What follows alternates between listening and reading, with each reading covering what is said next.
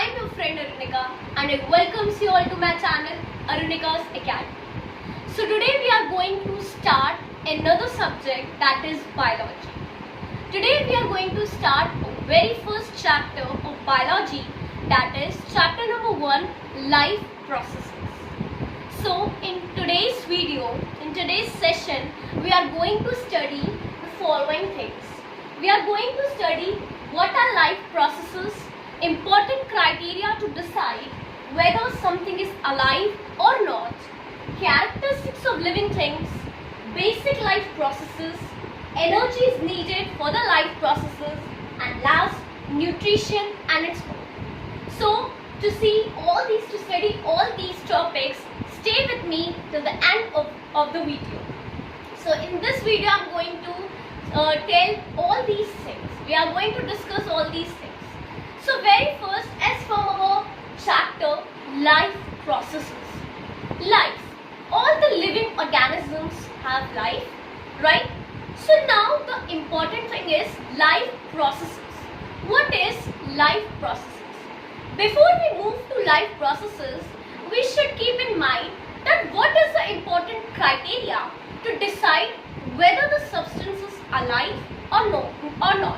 So obviously there will be an important criteria too. So the important criteria to decide whether the substance is alive or not is movement. As any substance which moves, which does movement, so by seeing that organism or substance, we can say that this particular thing is living, right? A movement can happen slow or fast. It's according to the organism. It depends on the organism. So the fast movement, which are fast, we see it very clearly. But the slow movement, it is difficult to see, right? So now we come to the characteristics of living organisms. So what are the characteristics? The very first characteristics are that they need food, air and water. We know that food, air and water are the basic characteristics of all living organisms, right? Without food, air and water, without any one of them, no living organism can survive on this earth. Okay? So the very first characteristic is that every living organism need air, food and water. Second is living organisms are sensitive. Third, living organisms move. They show the movement. They reproduce. They grow, and they respire. So all these things are they are stimuli, means they are sensitive. So these all are the things. These are the basic characteristics of the living organism. Now, what are life processes? These we have all studied about, that this is life, and in the life we are going to what is the important criteria. But now the question arises that what are life processes? So the process for maintaining our life, the processes for maintaining our life is known as life processes. So in this beautiful life, God has provided us this beautiful life. So we should do, and we have to do something to maintain this life smoothly and efficiently. Okay, so to maintain this life, there are certain life processes. So this is only known as life processes to maintain our life. Living organisms maintain their life by the life processes. So what are those life processes? We are going to study over here. So now we are going to study the basic life processes. Basic life processes. So now what are the basic life processes? We all know that what are the basic life processes. They are very, very common. So they are nutrition and respiration,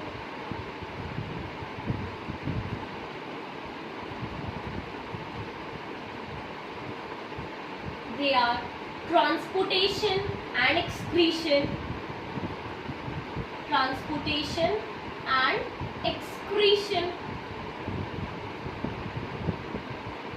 they are control and coordination, control and coordination.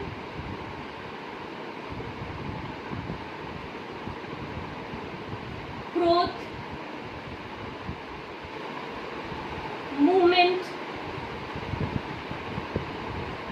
So these are all the basic life processes.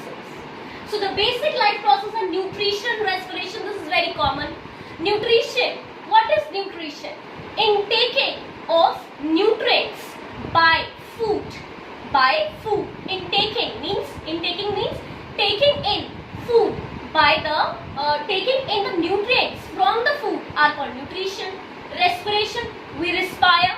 Okay, that's why we are in this present in this earth. If we don't respire, then we are till the date we are not going to survive. Okay, so respiration is also important.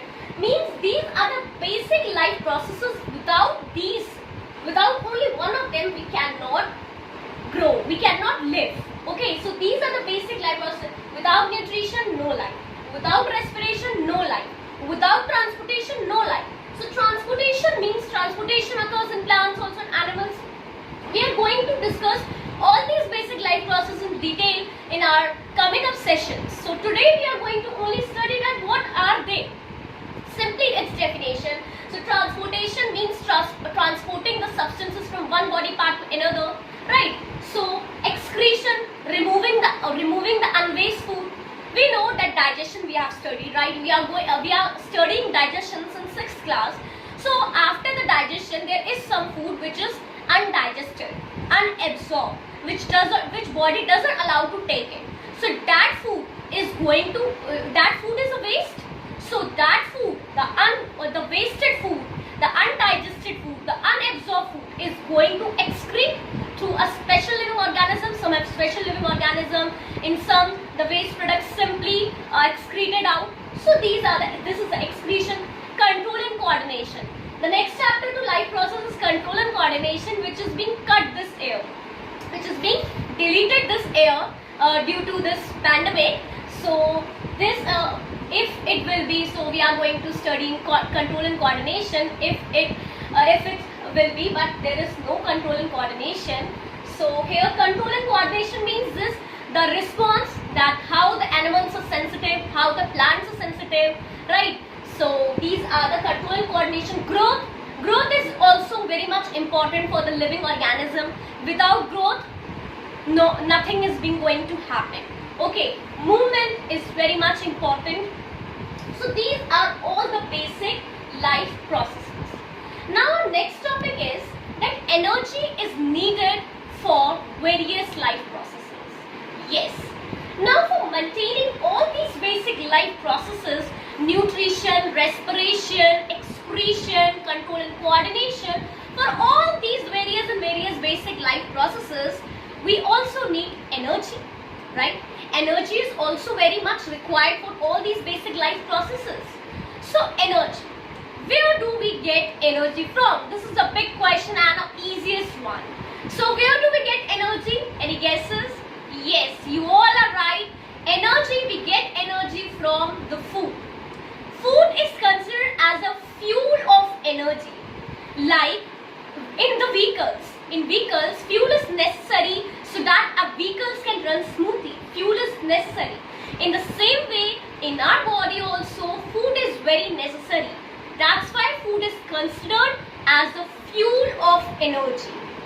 So, when we eat food, we get energy, and through that energy only, we perform all these basic life processes. If we don't have any energy, then these basic life processes are impossible. Okay, so these are the basic life processes. Now, here it comes nutrition and its mode. This is also a very important topic, that nutrition. What is nutrition?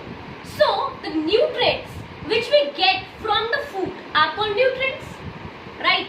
So, the energy, we get energy from the food, and energy in the form of nutrients. So, what is nutrition? Intaking of nutrients from the food is called nutrition. Now, nutrition has its mode. So, we are going to study the modes of nutrition. So here, nutrition, I hope that it is clear that what is nutrition. Intaking of nutrients from the food is called nutrition. Now we are going to study modes of nutrition.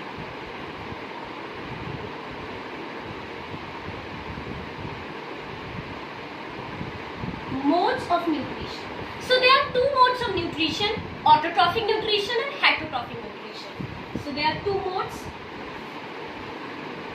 autotrophic nutrition and heterotrophic nutrition. Right? So I am giving you a brief description about this, and in the detail we are going to study in my next video. So don't forget to see all my videos. Subscribe to my channel for seeing all the videos. Okay. So autotrophic nutrition. As the word suggests, auto.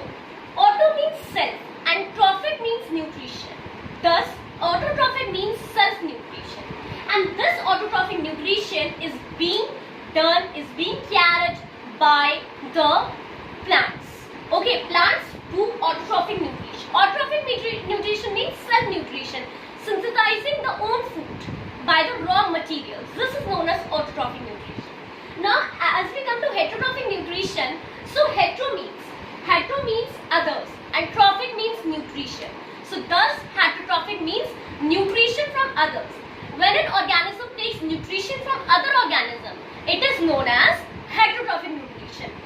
We human beings are the most important heterotrophic nutrition, as we take the nutrient from the plants also and from the animals also. So we are basically depend on both plants as well as animals.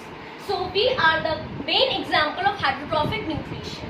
So now in autotrophic nutrition is only carried by plants and it is carried by the process photosynthesis. That all the things we are going to study in our next class.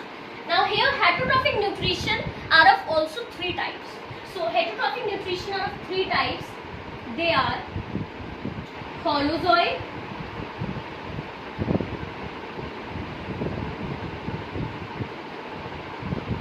and saprophytic,